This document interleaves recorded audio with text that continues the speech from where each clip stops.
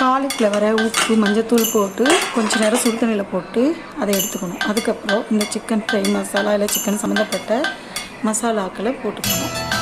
அதுக்கப்புறமா கொஞ்சமாக வந்து இஞ்சி பூண்டு பேஸ்ட்டு, ஒரு ஸ்பூன் வந்து இஞ்சி பூண்டு பேஸ்ட்டு போட்டுக்கணும். அதில் பேரை சொல்லும் போதே உள்ளெஞ்சில் கொண்டாட்டம் உன்னோடு வாழத்தானே கரம் மசாலா வாழும் போராட்டம் நீ பார்க்கும் போதே மழையாகவே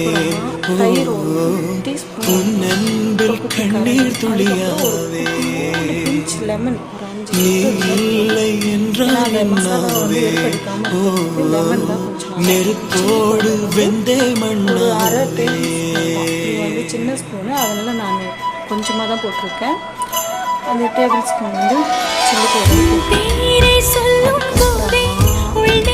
கொஞ்சமாக கார்ன்ஃப்ளவர் இது வந்து போட்டோம்னா தான் அந்த எல்லாத்தையும் மசாலாலாம் ஒன்று சேர்த்து கோட்டிங் பொரிக்கிறதுக்கு.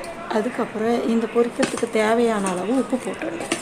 அப்புறமா நல்ல எண்ணெய் காஞ்சி இருக்கிற எண்ணெயில் இதை போட்டு 2 பக்கமும் திருப்பி விட்டு பொரித்து எடுக்கணும். இது வந்து ஒரு 3 டைம் வந்து நான் போட்டு பொரித்து எடுத்துட்டேன். ஏன்னா வந்து இது சின்ன வானல் அளவான எண்ணெய், ஏன்னா ரெட் கலராக மாறிடும் அந்த ஆயில். அதுக்கப்புறமா வந்து அதை நம்ம மீன் வறுக்க அந்த மாதிரி தான் யூஸ் பண்ண முடியும். சிக்கன் வறுக்க மீன் வறுக்க தான், ஏன்னா அந்த மசாலா வந்து அந்த எண்ணெயிலேயே நின்றுடும். அதுக்கனால அது வந்து யூஸ் பண்ண முடியாது அதுக்கப்புறமா.